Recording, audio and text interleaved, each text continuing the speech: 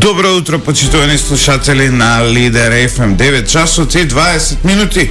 Време е за утринското интервју во овој утрински подкаст. Владата се соочува со одреден мелдаун. Слабото мнозинство во собранието се одразува и на терен, а гледаме и внатрешни несогласувања во Социјалдемократскиот сојуз. За се она што не очекува, за актуелната политичка состојба и за многу повеќе, ово утро разговарам со Александар Николовски, подпредседател на ВМРО-ДПМН и пратеник во собранието. Николовски, добро утро и ти благодарам што ја повтор пат ја прифати поканата да гостуваш. На поканата навистина е задоволство и поздрав на сите слушатели на Лидер ФМ. Денеска ќе се одлучува околу Стојко Пулновски. Пред некој ден Радмила Шекеринска најави свое повлекување од политиката. Гледаме дека имаше своевидни апсења, Драги Рашковски е во затвор. Дали СДСМ се руши само од себе, од внатре, или ова е последица на притисокот на ВМРО-ДПМН?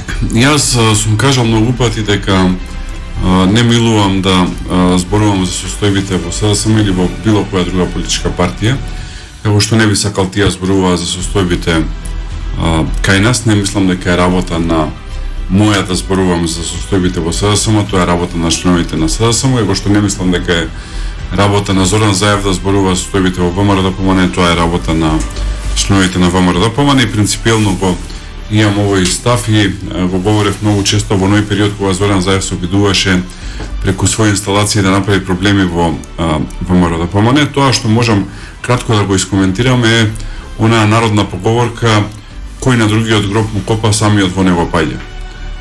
Тоа му се случува на СДСМ, копаја Заев и екипата околу него гроб на ВМРО-ДПМН и на ова раководство на ВМРО-ДПМН. Преку онаа мири од коалиција, апсолутно, самите паднаја во тој гроб, така што нека си ги решаваат проблемите помеѓу себе. Она што е евидентно во периодот кој е позади нас е дека веќе луѓе од власта не се имуни на кривичниот прогон. Имаме ситуација во која генералниот секретар, поранешниот генерален секретар, а потоа секретар за координација помеѓу министрите, Драги Рашковски, веќе е во притвор.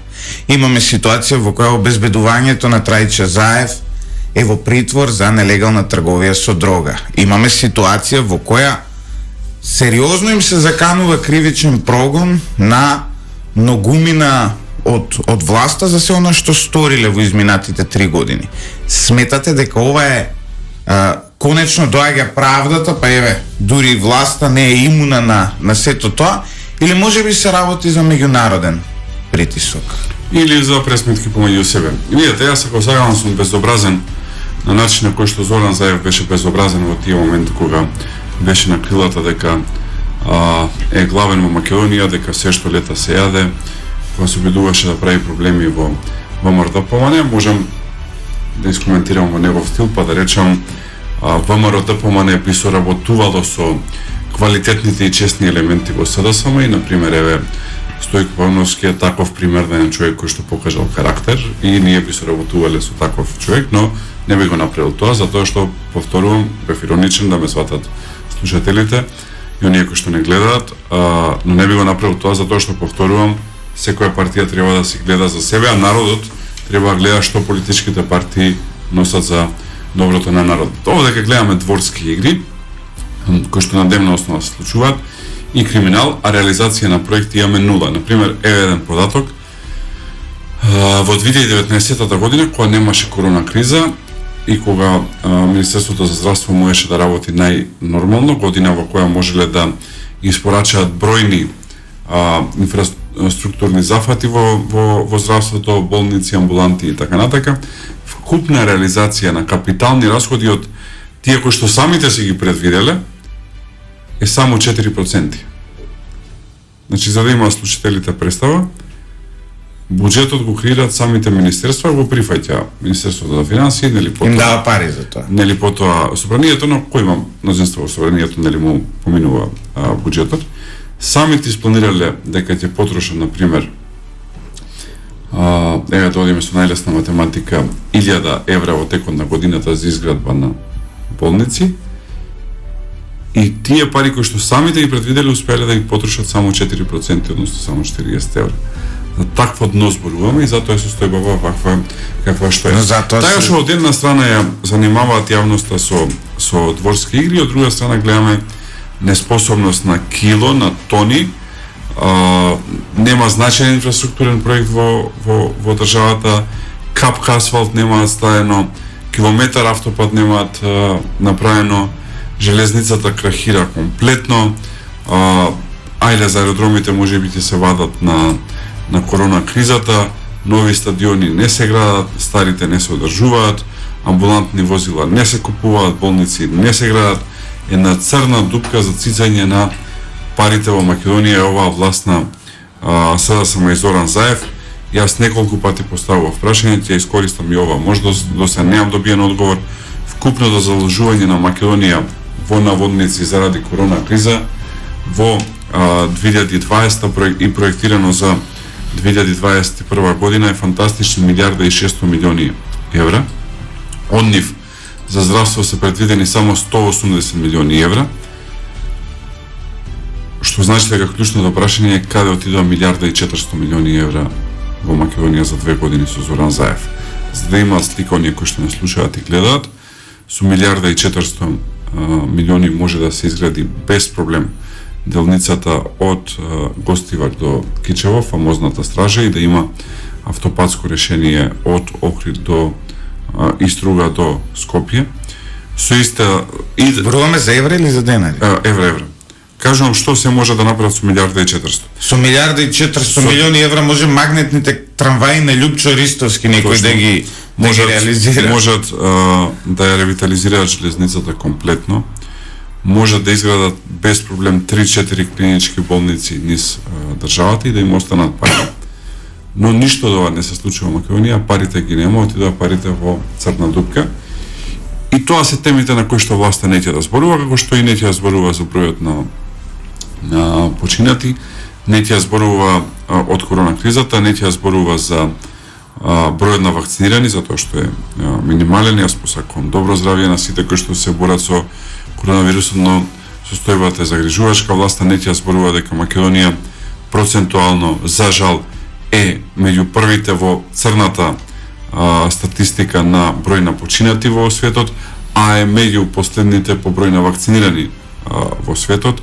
Една тешка брука, еден срам кој што е геноцид врз македонскиот народ и кој што чини човечки животи, зашто неминовно ќе мора да се понесе одговорност, затоа што може да убиете човек со чинење или со нечинење. Тука за жал да со нечинење, затоа што не направија ништо да обезбедат вакцини, а претходно не направија ништо во подобро здравствениот систем. Сите кои што поменуваат низ овој хорор на короната знаат колку е скапо да луѓето се лечат. Еве да трнеме од тие кои што најлесно поминуваат, само за она што е стандардна пропишана терапија, витамини, антиоксиданси, да не зборувам ако се влоши состојбата, дополнително рентген снимки, крвни слики, еден болен со најлесни симптоми некаде го чини болеста 30 до 40.000 денари. Имајќи предвид дека во едно семејство ретко само еден се заболува, туку пренесува на другите. Семејствата се од 4, 8, 12 луѓе, зависи дали живеат родители со деца, дали се повозрастни па имаат децата нивни семејства и така натака, што значи дека едно македонско семејство короната го чини многу повеќе од тоа што може да заработи месечно, само и доколку помине најлесно. Да не зборувам ако треба потешка терапија или не дај Боже да треба да се лечи. Тотален молк од власта за оваа работа и никаква помош на луѓето, а 1.4 милиони евра ги нема. И тоа се темите на кои што мислам дека власта треба зборува, тие не сакаат да зборуваат и сега ние се забавуваме со тоа дали кај некој директор имало 2,8 рамковни вработени, иако сите знаеме дека оваа влада која што е сега не е влада на СДСМ и Зоран Заев, туку ова е влада на ДУИ. Токму ова е следното прашање. Да, само кратко ќе ми дозволите. Ова е влада во која што Заев глуми премиер, ова е влада на ДУИ, ова не е влада на СДСМ, само така што џаби им се сите овие игри. Сепак, она што од еден вредносен аспект е важно да се каже дека послушноста очигледно во нашата современа историја, па и не толку современа, е една од особините кои ви носат најмногу успех во животот. Сите оние кои биле послушни кон политичките лидери во земјата и немо ги безпоговорно ги спроведувале нивните барања, секогаш успевале. Во животот имаме плејада на такви примери. Ова што го направи господинот Пауновски, кој денес веројатно ќе биде разрешен, е еден храбар чин во однос на генералната политика на владата. А тоа е апсолутно се славам, да не ме сватите погрешно, апсолутно јас го познавам, беше пратеник во мандати во кои што и јас бев пратеник, мислам дека се работи за честен и квалитетен човек.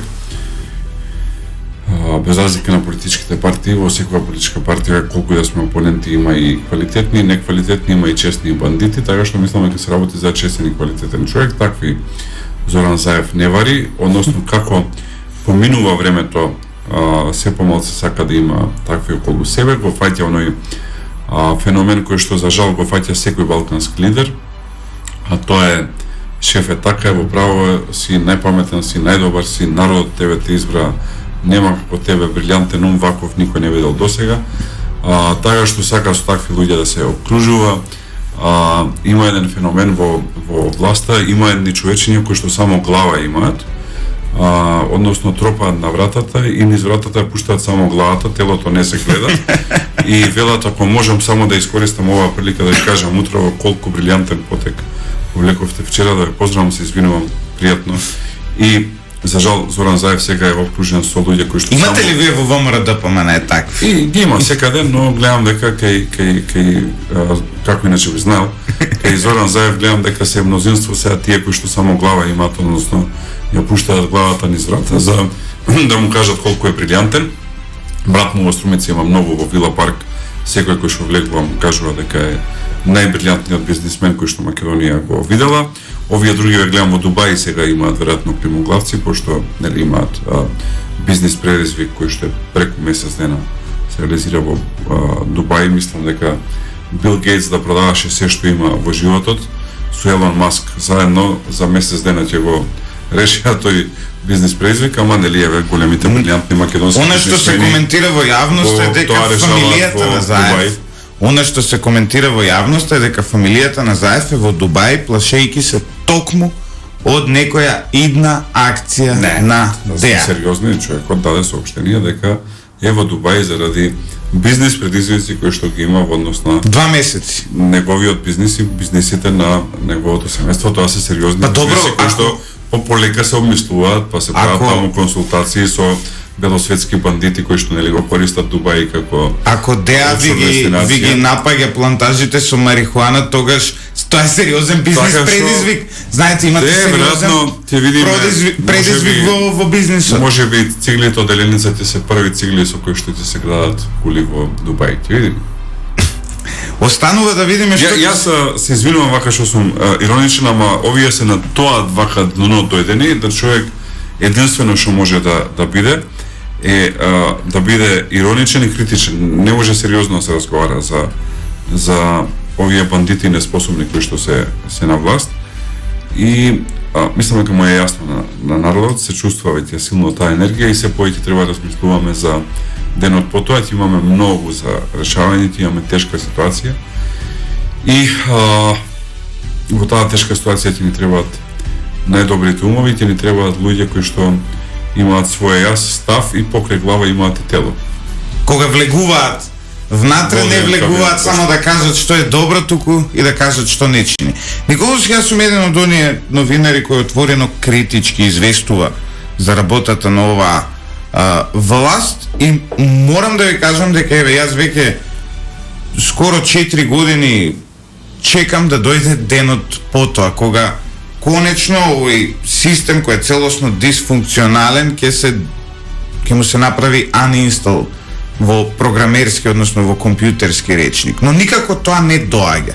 Некако Заев вешто цело време прави слаломи, цело време некако ќе успее да се извлече, да се испазари, да направи некаква комбинација. Сметате ли дека е објективно во еден брз рок да очекуваме пат на оваа влада или конечно притискање за во ќош на Зоран Заев и мислам дека сега веќе тоа е прашање само на време и на техника, не е веќе прашање на дали. Минатата година имавме еден пех со корона кризата. Да подсетам јавноста, изборите беа закажани за 12 април, беа закажани во време кога короната не постоеше. Се закажаа во октомври, првиот случај во Кина беше во декември, во Европа дојде некаде во март месец и за жал ние во март во држава моравме да влеземе во тие кризни состојби да се одложат изборите. Изборите се одложија за месец јули и падна излезноста на тие избори, а за секоја опозиција излезноста е клучна за да победи на избори. Јас секојаш ги споредувам Македонија и Црна Гора. Македонија на 15 јули имаше 51% излезност, тесно победи власт, односно коалицијата помеѓу СДСМ и БЕСА. Додека Црна Гора на 31 август имаше 75% излезност и за прв пат падна Мило Џукановиќ. Со 70% излезност во Македонија, барем што го велат научниците, тоа би значило дека ВМРО-ДПМН ќе има 61 пратени. Па тоа е целта за следниве избори во октомври, кои што ќе се локални, но се надеваме предвремени парламентарни избори. Клучна е висока излезност. Треба да бидат свесни сите кои што не слушаат дека над 60% излезност, секој процент плюс е пратеник плюс за ВМРО-ДПМН, односно за опозицијата. Такво е расположението, така што нас ни е потребно високо рекордна излезност, која што излезност се значи стабилна влада предводена од ВМРО-ДПМН, за може да се решат овие предизвици. Верувајте, имаме огромни предизвици, имаме не знам колку се свесни слушателите и гледачите, сега ќе речат тебе во овоја опозиција помора да критикува, но Македонија ита кон црна дупка на Балканот. Значи веќе не зборуваме се мериме во европски рамки, значи не зборувам сега фудбалски кажано кое место ќе бидеме на европско првенство. Ние итаме да сме последни на Балканот по низа фактори, вклучувајќи инфраструктура. Нели ние сме пораснале со оние тоа се вистини информации дека Македонија е раскрсница и дека затоа има толку битна геостратешка положба, дека тука се вкрстуваат коридорите 10 и 8 и тоа е точно, но доколку не се инвестира во инфраструктурата, едноставно ќе ја прескокнат, ќе отидат или преку Албанија или преку Бугарија, тоа ќе е малце подолго, ќе кошта малце повеќе, но ќе е попријатно за комуникација, отколку ова што сега го имаме во Македонија, а останувањето на Македонија како црна дупка на Балканот ќе значи дефинитивно економско опустошување и ќе значи уште повеќе луѓе да напуштат државата. Таа што ова е последно време, на крај народот нели бира власт каква што заслужува уште од античка Грција, е тоа така, уште од големите антички мислители е тоа кажано, но треба бидат свесни граѓаните дека ова е последна година во која што можеме тој тежок минус да го вратиме кон нула и во позитива.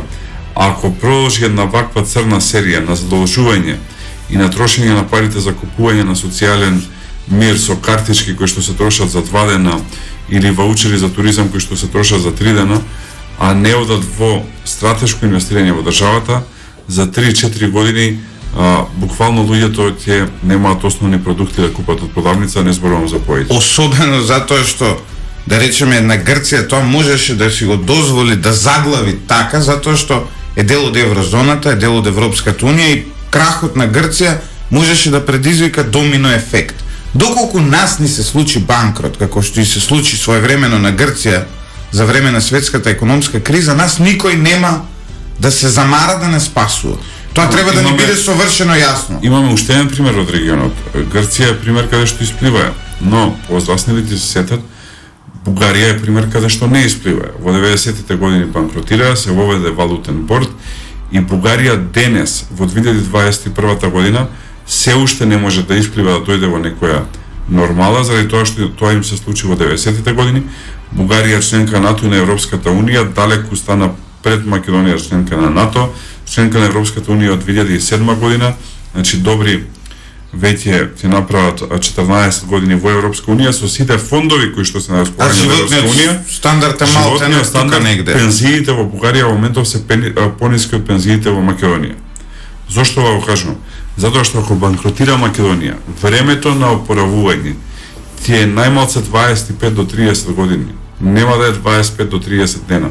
И треба да се свесни граѓаните за таа работа. Мислите дека е објективно да се плашиме од можен банкрот во овој момент? Ако остане Зоран Заев, апсолутно. Мислам дека тука нема дали, нема дилема. Постојат одредени истражувања кои што се уште не се публикувани на релевантни меѓународни институции, на неколку помојни држави кои што водат сметка покрај за себе и за останати држави, кои што предвидуваат дека доколку остане оваа економска политика која што во моментов ја води владата на Заев, дека 2024-2025 е возможно сценарио на банкрот, односно да веќе никој не сака да позаеми пари на Македонија, од причина што македонското стопанство нема да е во кондиција да ги враќа тие пари. Далеку поголем ќе биде долгото од она што ние го продуцираме. Николовски, објективно е да се каже дека денес е 27 април. Пред 4 години на овој ден се случи оној немил настан со упадот на граѓаните во собранието, но и со нелегалниот избор на Талат Џафери за претседател тогаш на собранието. 4 години подоцна, горката рана останува, поделеноста во македонското општество уште повеќе се продлабочува, малку повеќе тогаш многумина се сраме од ВМРО ДПМН, а денес многу повеќе се срамат од СДСМ. 4 години подоцна вие организиравте викендот, односно не организиравте, учествувавте на еден протест кој го организираше диаспората за ослободување на осудените за 27 април. Многумина по социјалните мрежи, особено колеги новинари кои ги имам, а доаѓаат од провладините медиуми, тогаш биле нападнати од толпата, велат еве ВМРО докажува дека 4 години подоцна се уште го поддржува насилството. Па, добро, мене ми е јасно дека некои луѓе свесно, некои и мислам дека повеќето несвесно сакаат да ги представуваат работите црно-бело. Ова е толку комплексен настан што и да сакате не можете да го представите како црно-бел настан. Јас бев прв кој што ја кажа онаа максима која што после тоа се вкорени во бројни изјави, а тоа е дека мора да има и политичка, но и кривична одговорност. Политичка одговорност немаше, затоа што тие кои што го направија нелегалниот избор на Талат Џафери за претседател на Има стенограм се уште кој гласал? Не. 4 години подоцна ние не знаеме кој гласал за Талат Џафери. Затоа што знаат сите дека беше нелегална процедура. Тие кои што го направија нелегалниот избор на Талат Џафери, после тоа влада стане, значи не понесува политичка одговорност. Тие кои што го испровоцираа народот исто така па не понесува кривична одговорност. И се сведе на она позната македонска ситните риби да одговараат, крупните да седат во власта. Но мислам дека она што најмногу го боли народот е тоа што се случуваше после. Никој не оправдува насилство тука, да немаме дилема, и апсолутно тоа насилство кое што се случи треба да има своја одговорност, но тоа не беше тероризам. И тоа што се случи таму не може да се квалификува како тероризам или како свесно подривање на уставниот поредок на Македонија, затоа што луѓе кои што 2 месеци излегуваа на протести секој ден и беа полни со емоции, не можете вие да ги наречете терористи.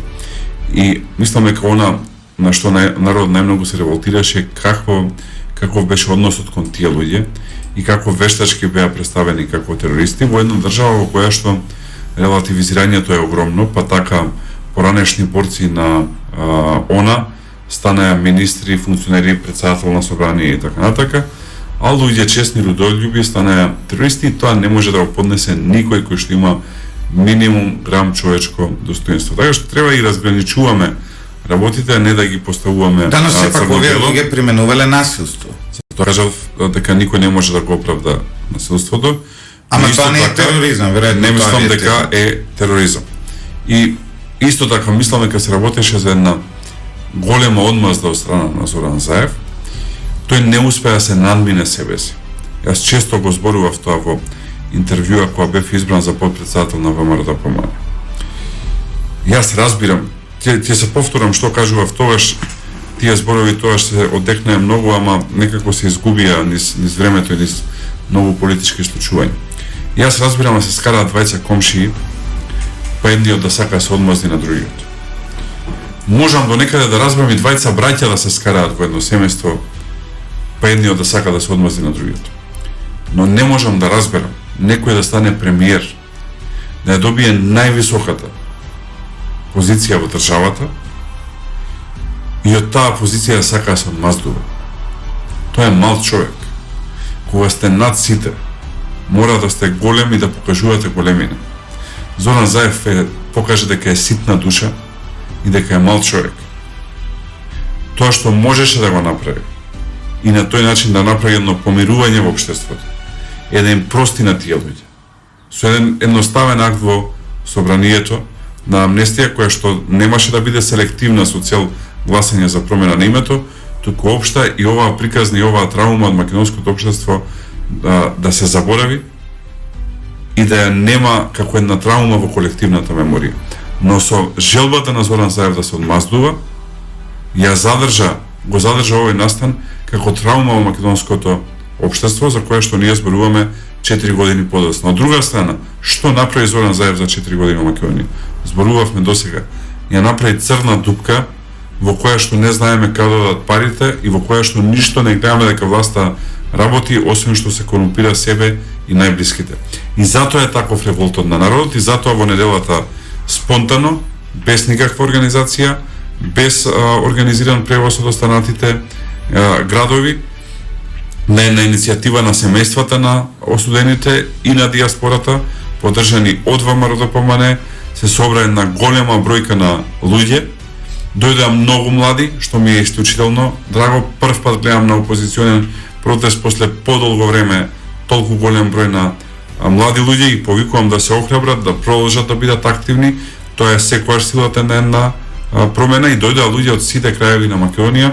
Беше навистина едно убаво чувство во неделата, се види тој револт на народот и тој револт на народот мислам дека не беше само кон она што е конкретен случај и неправдата која што им се случи на луѓето, туку кон сета збирштина на владење на Зоран Заев. Според проценките на МВР на овој протест имало помеѓу 17 и 20 илјади граѓани, што во ек на пандемија е навистина голема бројка толку луѓе да соберат храброст и да излезат јавно. Апсолутно. Мислам дека имаше илјадници кои што гледаја од дома на своите Facebook профили, затоа што луѓето се плашат од короната и јас ги разбирам.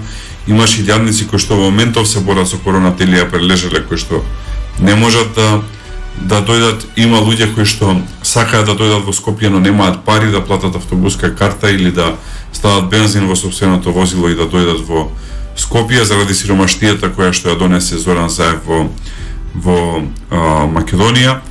Така што реалната бројка мислам дека е уште една нула на овие бројки кои што и кажувате.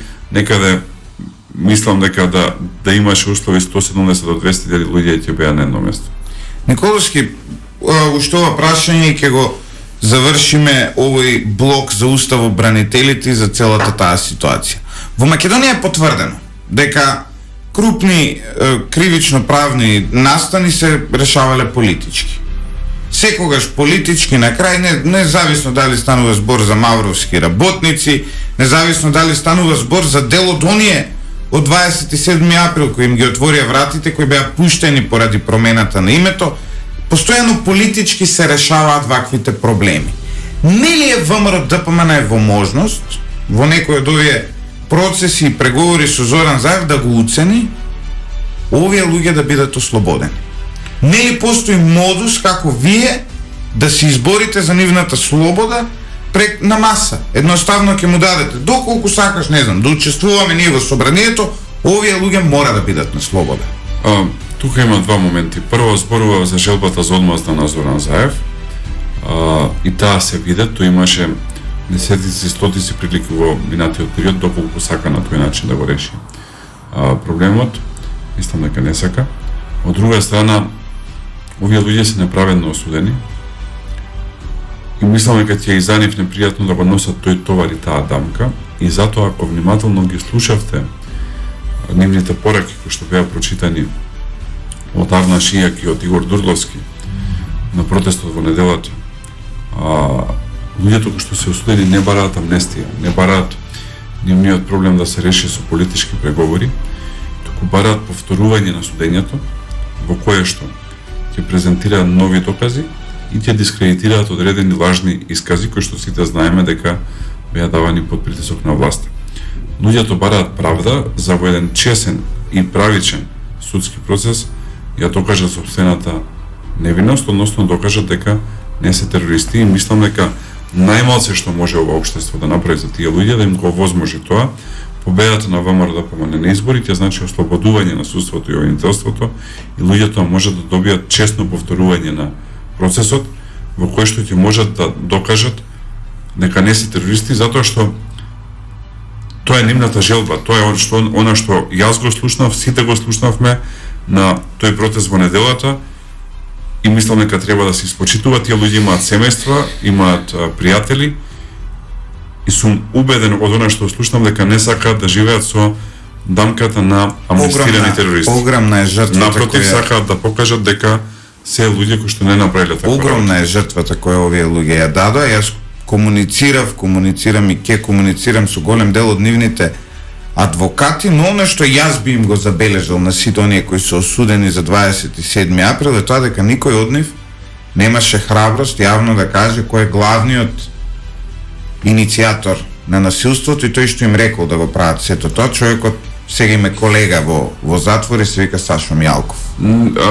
Немам намера да бранам никого, мојот став го знаете во однос на Сашо Мјалков, но ќе дозволите да имам различно мислење, односно мислам дека се работеше за еден спонтан чин, а не се работеше за организиран чин, и дека се работеше за еден чин на класична акција-реакција.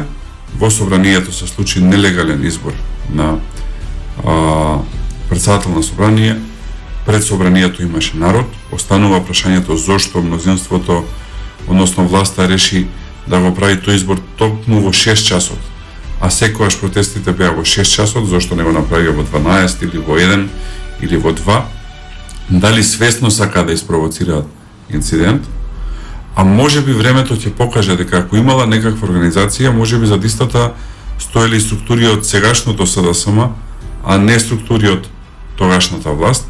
Многу прашалници се отворени, но од страна гледано, лаички гледано, мислам дека каде беше Александар Николовски на 20? Ќе ви одговорам, настанот е многу поедноставен од тоа што изгледа, а тоа е една класична акција-реакција, се случи провокација внатре во собранието и од надвор се случи спонтана реакција на луѓето.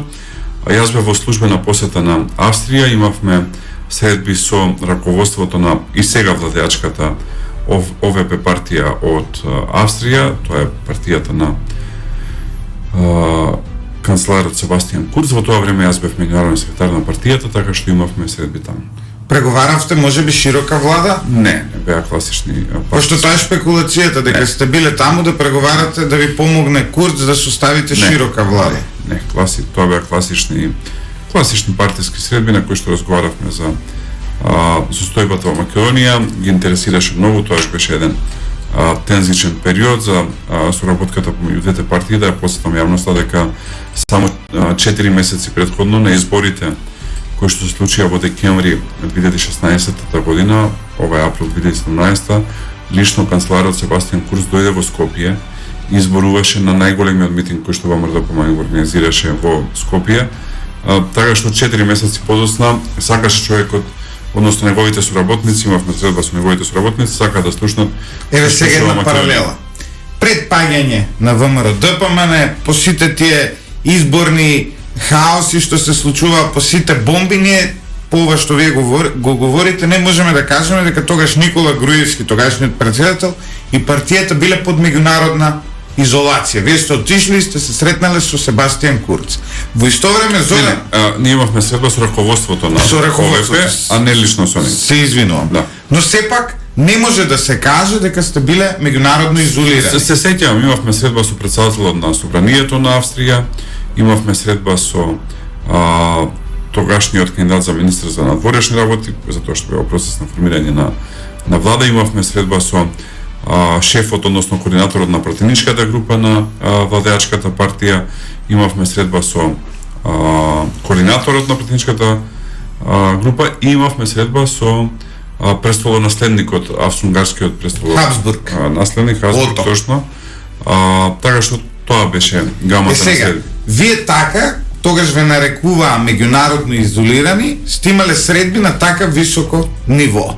Во исто време 4 години подоцна, во 2021 година, на 27 април, може статистички да утврдиме дека Зоран Заев се нема сретнато повеќе од една година со нито еден голем лидер од Европа.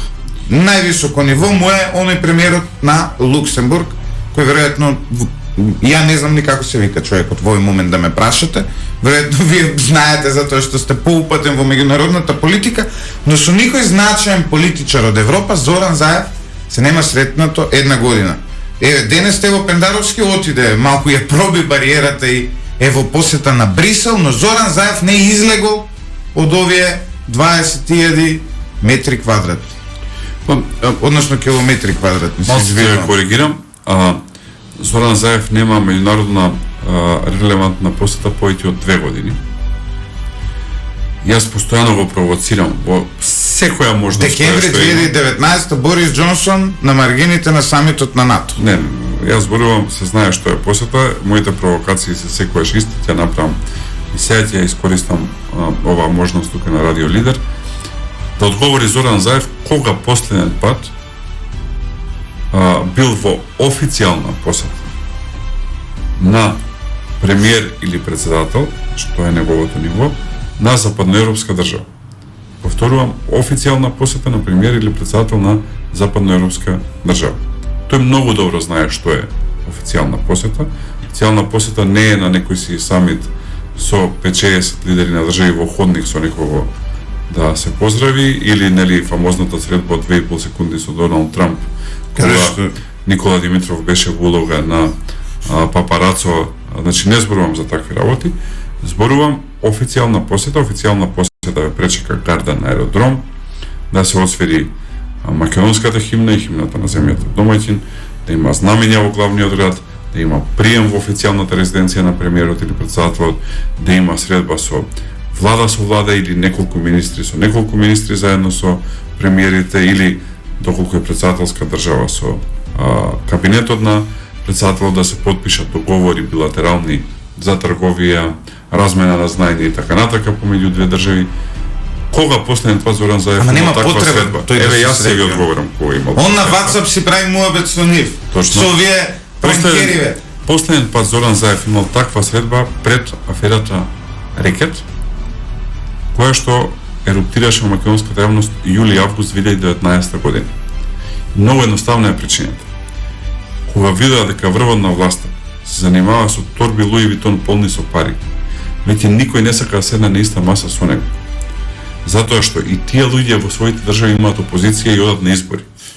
И кога ќе отидат на избори, на премиерот на одредена западноевропска држава, опозицијата ќе му речи: како седиш со човек кој што се шета со торби Луи Витон полни со пари и бара мито за брат му и за така наречена за марихуана црква, и тие луѓе ќе изгубат избори, и затоа не ќе да седнат со таков човек. Тоа што на Запад не поминува е корупција. Се може да помини, корупција не поминува, и затоа со корумпирани политичари не седат. Се правда едно време дека била пандемија. Еве денешнава посета на Брисел на Стево Пендаровски, кој што како председател на Македонија ќе се сретне со целиот врв на Европската унија, е доказ дека пандемијата не е проблем, а и факт е дека не е проблем, затоа што Зоран Заев како премиер бар толку има Македонија, има еден владин авион. Добро би било да има поголеми можности Македонија, но со оваа сиромаштија која што е, има еден владин авион и без разлика на сите рестрикции, премиерна држава може да влези во друга држава кога сака, без никаков проблем. Прашањето е дали има расположение на другата страна да го примат. 2 години нема расположение затоа што дечкото е корумпиран, многу едноставно. Еве јас нешто ексклузивно околу средбите на Зоран Заев да најавам во ова наше утринско интервју. Утре Радио Лидер и Лидер.мк ќе објават за една средба на Зоран Заев со една русинка, земја која доаѓа од авторитарниот режим на Владимир Путин, која се сретнала со него и разговарала за финансиски прашања. Жената неколку месеци покасно е уапсена за перење пари и за затајување данок на интернационално ниво, а уапсена е токму во Русија. Утре ќе ги дознаете сите овие детали за оваа средба на Заев со оваа перачка на пари од Русија. Постои и официјална потврда во ревизорски извештај на една компанија од меѓународна ревизорска куќа. Така што друштвото на Зоран Заев очигледно е вакво. Зошто би се среќавал тој со политичари кога човекот ќе се сретне со оние со кои може да си направи пари? Политиката е многу, дали оној Биг Џо, како се викаше, со марихуаната, Биг Мајк, се извинувам, дали е лажниот принц од Црна Гора. Вчера видов во Стопанска комора, се видел со еден човек кој во Србија е обвинет за измами. Кога ќе видите, баш би сакал да видам, но искрено не сум изненаден, затоа што Зоран Заев политиката ја сваќа како средство за реализирање на своите бизнис потфати, не ја сваќа како начин да остави нешто позади себе. И така додека останатите лидери од Европа, па и од Балканот, гледат да остават нешто позади себе, Зоран Заев гледа да направи бизнис. Еден Бојко Борисов излезе подостоенствен на Зоран Заев. Виде човекот дека народот не бива. Еве да ги споредиме работите. Бојко Борисов во Бугарија победи многу поубедливо отколку Зоран Заев лани. Зоран Заев лани ја зеде Беса за сосила да има 2 пратеници плюс. Бојко Борисов, на пример, во Бугарија не ја зеде турската партија во коалиција па за да има пратеници плюс. Далеку поубедливо победи од Зоран Заев, но со какви такви вредности кои што ги има, не мислам дека има многу, но дел има, реши да не прави компромиси, односно реши по секоја цена да не направи влада, иако да сакаше веројатно можеш, има доволно партии кои што доколку им дадеше се она што Зоран Заев даде на ДУИ, тя можеше да и Бојко Борисов во Бугарија направи влада, но човекот рече не, до тука е, така одлучил народот, други нека формираат влада или ќе одиме пак на избори. Доблест која што Зоран Заев може само да ја сонува, доблест која што е за него незамислива. Еден Бојко Борисов Монт Еверест стана за Зоран Заев. Морален и етички Монт Еверест. Апсолутно. Добро, Зоран Заев ќе видиме како ќе биде неговата меѓународна позиција, но веројатно нема да биде сјајна. Она што исто така мене ме загрижува е власта постојано говори ВМРО ДПМН дека била антизападна партија, веројатно верувајќи дека 100 пати повторена лага станува вистина. Она што е факт е новинарски објективно е да се каже дека ВМРО ДПМН не е антизападна партија, туку е позападна партија од било која во Македонија. Она што загрижува е дека Зоран Заев е човек кој е спремен за власт да направи се и нема никаква вредност. Може би пред падот и Никола Груевски имал одредени понуди од Русија, но веројатно ги одбил. Затоа што сега не видовме никаков конфликт, не видовме никаков судир, ниту со Западот, ниту со Соединетите Американски држави, ниту со ЕУ. Ме плаши дека доколку Заев биде доведен во истата позиција да падне од власт поради притисок на меѓународната заедница која веќе не може да го толерира тоа што го прави, дека тој на крај ќе направи сојуз со Русија. И тогаш можеби ќе имаме многу сериозен проблем. Тоа е човекот кој се колнеше дека он не верувал во Господ, верувал во Америка, на крај да отиде во преградките на Путин. Власт се руши на избори и власт се руши во ред со избори. тоа е единствениот Но начин да сме меѓународните јасни. сигнали се многу важни. Каде ќе оди Зоран Заев после губењето на власта е негов избор. Може би ќе оди во Москва, не знам. Може би, да, кај Милошевиќ. Дали ВМРО ДПМН ветува во овој момент? Мислам дека тоа е најважно што граѓаните сакаат да го слушнат од вас.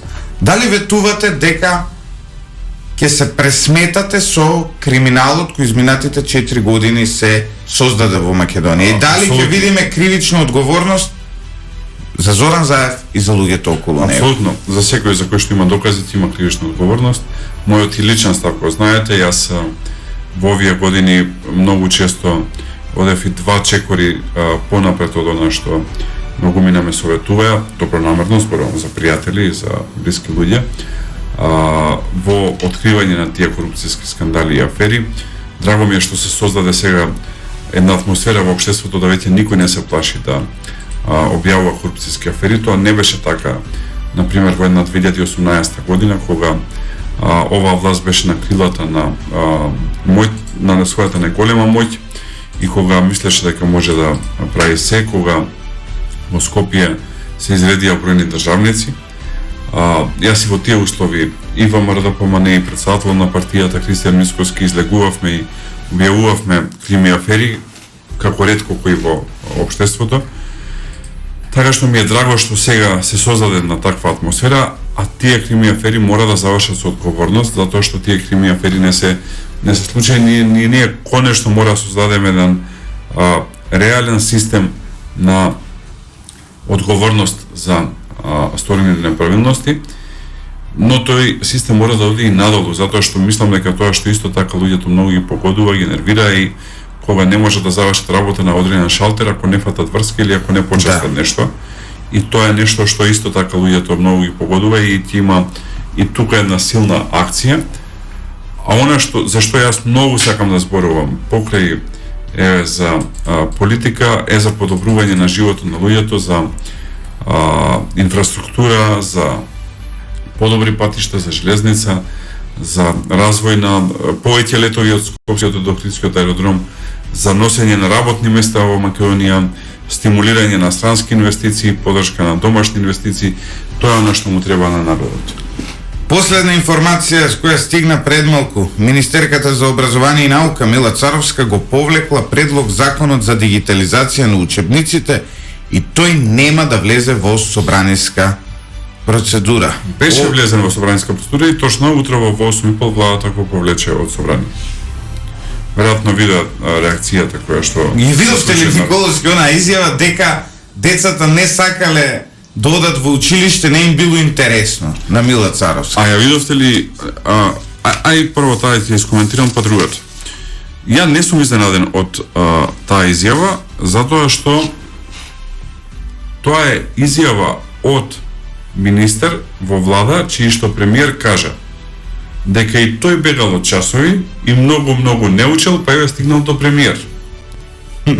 Значи, ако премиерот на владата... Добро, ви ни еден час немате избегано. Не немате, дека редовно бегал. Значи, ако премиерот на владата кажува дека си бегал од часови и многу не бил по учењето, што можеме да го видиме сите, тоа не е тешко да се заклучи, исклучително елоквентен, нели е, па така сваќаме дека Джинџер е коалиција. Многу бил посветен на книгата.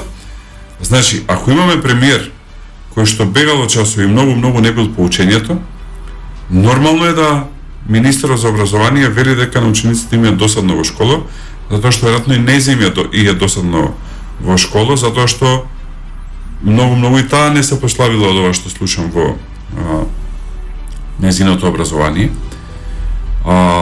Така што на луѓе кои што им било тешко да седнат над книга, знам и сум свесен дека сакаат да направат закони кои што ќе нема книги.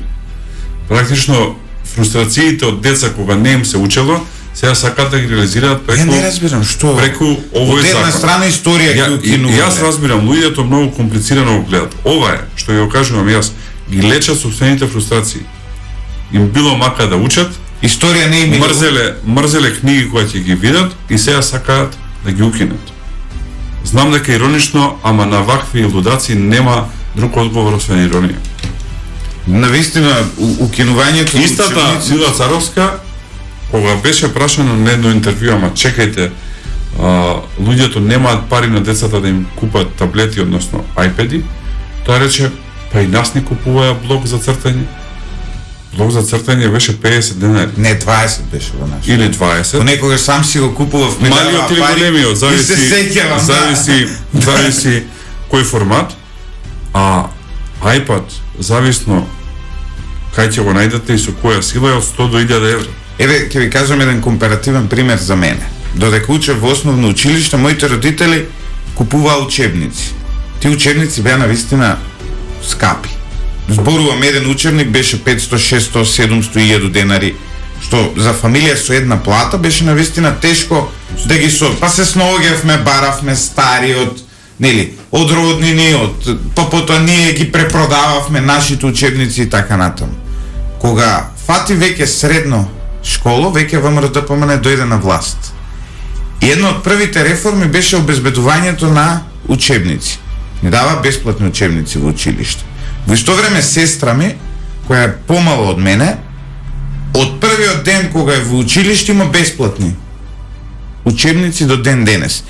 И барем по она што сум го разговарал со моите родители, значајно олеснување биле тие бесплатни учебници. И сега наеднаш ќе ги укинуваме. Апсолутно, јас сум од генерација која што се плати во сопственото образование, така не затера со главно владина СДСМ, и основно и средно и факултети, приемни и испити. И на Владо Камбовски учебниците од по 50 евра, што ги продаваше во кабинет.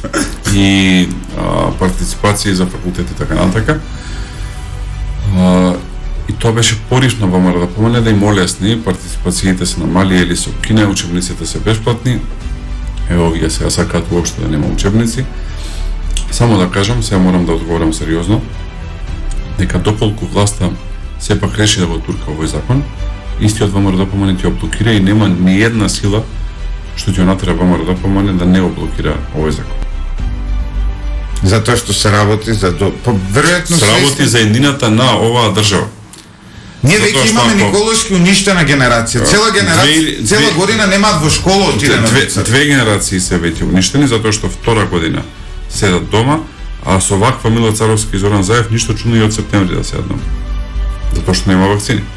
Навистина е трагично и тоа може да се забележи. Еве, сите многу од слушателите имаат деца, внуци, не е изводливо да се учи вака. Не, апсолутно. Што се однесува до образованието, има нели такви предлози за укинување на историја, за постојано нешто се случува, постојано јавноста е иритирана, но Мила Царовска е еден од кадрите кој е најверен на Зоран Заев. Шекеринска го напушти бродот, не знам дали ради тоа што тоне или затоа што самата сака да се спаси или затоа што е уморна. Според вас, кои му остануваат сега најверни кадри? Која е најблиската тројка на Зоран Заев? Јас, да не ме сватите погрешно, знам дека се ова атрактивни секојаш теми за гледачи, за слушатели. За кликови, за... Поинаку ја гледам политиката. Значи не сакате кликбейт политика? Не, јас поинаку ја гледам политиката. Јас не сум влегол во политика за да бидам деневно популарен. Никогаш, веројатно, во својата политичка кариера не сум бил во еден ден најпопуларен, но се обидувам да држам една константа и причината поради која што сум во политика е да направам и да оставам нешто позади себе. Например, додека Зоран Заев се занимава со творски игри, јас размислувам како ВМРО-ДПМН да понуди концепт на еден начин една од 21 век ревизија на историските неправди на Балканот. Именно во 21 век Зоран Заев реши на тие неправди да стави печат преку договорот со Грција и со Бугарија. Јас размислувам како ние да направиме да еден човек седне во центар во Скопје на железничка станица во ВОЗ и за час и половина да е во Солун, односно од едниот до другиот крај на географска Македонија да стигне за час и половина. Тоа е мојот сон и за тоа јас размислувам. Ова географска Македонија некој можеби како и редентизам ќе го свати. Не, тоа е апсолутно една апсолутна вистина и тоа е апсолутно. И во Грција го нарекуваат Македонија, тоа е кој што никој не може да го негира. Мојот сон е како за час и половина во едно пријатно возење во воз, кој што ќе се движи со 200 км на час, за час и половина да се стига од Скопје до Солун, да можат солунчаните да дојдат во Скопје на кафе, ама да направат и некој бизнис, да можат скопјаните да отидат на кафе во Солун, ама да направат и некој бизнис, попатно да се застане во Велес, во Гевгелија и надолу во Енеџа Вардар и во Солун. Размислувам како да се направи еден добар автопат кон Охрид и кон Струга за секојаш кога има убаво време за викенд, да може да се отиде на Охридското езеро, а да можат охридјаните и стружаните да дојдат полесно во Скопје да се завршат работа, оние кои што се од Кичево или од Гостивар да се дојдат до Скопје или до Охрид без да ја мислат. Размислувам како Источна Македонија да ја развиеме дополнително и да не се мачат луѓето да го продадат тутунот и да ги молат монополите, како да се земјоделските производи испочитувани. Тоа е она за што размислувам и е мојот сон, и мислам дека реализација на овој сон ќе значи едно силно економско раздвижување на Македонија. Затоа што ако може нешто што е произведено, на пример во слободната економска зона во Бунарчик или во бројните зони кои што и само иницијативно се развија во Визбегово или во Илинден или во Петровец, да се стави на товарен воз и за 2 часа од товарењето во Скопје да е веќе товарено на брод во Солун. Верувајте, тоа ќе значи многу работни места, тоа ќе значи многу повисоки плати и ќе значи дека типови како Зоран Заев веќе нема можат да помирисаат власт затоа што ќе се крена стандардите. Тоа е тоа за што јас размислувам. Она што сите меѓународни институции, особено оние кои се задолжени за економијата, го анализираат кога е во прашање во Македонија, тие велат дека во Македонија се случува фаза на јужноамериканизација. Односно, бројот на богати се повеќе се намалува, а тие богати се повеќе го зголемуваат своето богатство. Односно, не имаме ситуација, вие спомнавте Источна Македонија, малку периодов и шетав натаму. Сите градови во Источна Македонија, се што е на истокот, независно дали зборуваме, не знам, Виница, Штип, Берово, Пехчево, Радовиш, Крива Паланка и така натаму. Сите градови во Источна Македонија имаат сериозен проблем. Во секој град има по 2 или 3 локални мокници кои практично ги поседуваат градовите. Вие сега ако отидете во Радовиш, таму само 2 луѓе работат и имаат бизнис. Видете, тоа и се сите решава други им се робови. Со силна политичка волја, тоа се решава за месец дена. Мала е држава, се знаеме сите. Знаеме и кој е бандит и кој е чесен. Со добра и силна политичка волја, верувајте, тоа се решава за месец дена. Еве пред крајот на овој интервју сакам да кажам една анегдота која што е вистина. Во разговор со неколку интелектуалци албанци ми кажа една мисла која што иронична, ама многу кажува. Велат, многу сме благодарни на СДСМ. Затоа што успеа во еден подвиг во кој што целокупното албанско население не успеа. А тоа е да ги декриминализира албанските политички партии. Затоа што сите криминалци кои што беа вгнездени во ДУИ или во ДПА или во останатите албански политички партии сега се во СДСМ. И затоа сме благодарни на СДСМ затоа што успеа да ги декриминализира албанските политички партии.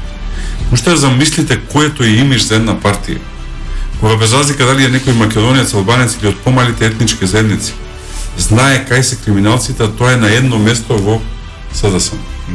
Знаете, јас често ова го говорам. Во Скопје, мал град и Скопје, иако е голем, има 5 или 6 големи, нели, елитни локали, ресторани, да ги наречам, ајде сега да не ги спомнувам по име.